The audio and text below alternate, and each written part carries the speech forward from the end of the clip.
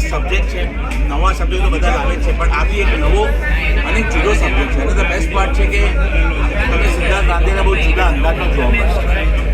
ગુજ્જુભાઈ તો છે પણ આ વખતે જુદી, અને ફિલ્મ ખાલી નોર્મલ નથી. ફિલ્મમાં ઇમોશન પણ છે, ફિલ્મમાં હ્યુમર છે. આખો સિદ્ધાર્થભાઈ એટલે કોમેડી તો હોવાની, પણ સાથે સાથે એક થ્રિલિંગ મુવમેન્ટ જે આપણે ખૂબ એન્ગેજ રાખશે, હું શ્યોર.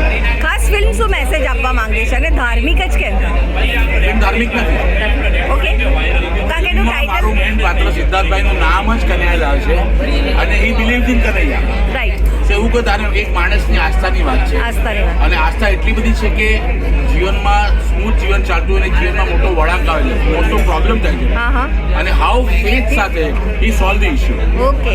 આખી ફિલ્મ. ધર્મેશભાઈ, આવતીકાલે એકચ્યુઅલી 2 મૂવી આવવાની હતી, પણ એક મૂવીની તમારી એક પણ મૂવી છે ફિરકી, એની રિલીઝ ડેટ તમે પાછળ કાઢી દીધી છે, તો તેનું કેમ કારણ એવું રહ્યું? ના, કારણ સિમ્પલ છે કે 2 ફિલ્મો લાવીને બંનેને નુકસાન છે. ઓડિયન્સ ક્યાં જાય ક્યાં નહીં, અને ઇટ ઇઝ નોટ ગુડ. થિયેટરો અડધા થઈ જાય, ક્રાઉડ અડધું થઈ જાય.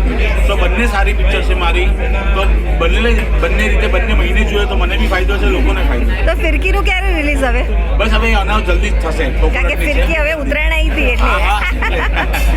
અને મારી હજી એક ફિલ્મ બી રેડી છે, અચ્છા. એ એપ્રિલમાં આવશે, ઓમ સ્વીટ હોમ, ઓ વાવ, જે મેં લંડનમાં શૂટ કરી. એમાં ભવ્ય ગાંધી છે, ટીકુ તલસાનિયા છે. નાઇસ. હવે ઉત્તરાયણનો મેસેજ આપો લોકોને. બસ ઉત્તરાયણમાં ખૂબ પતંગ ચડાવો, અને પતંગ ચગાવીને થાકો હા. એટલે સીધા જવાનું. જય કનૈયાલાલ. કનૈયાલાલ કે thank you, happy Uttarayan. Thank you.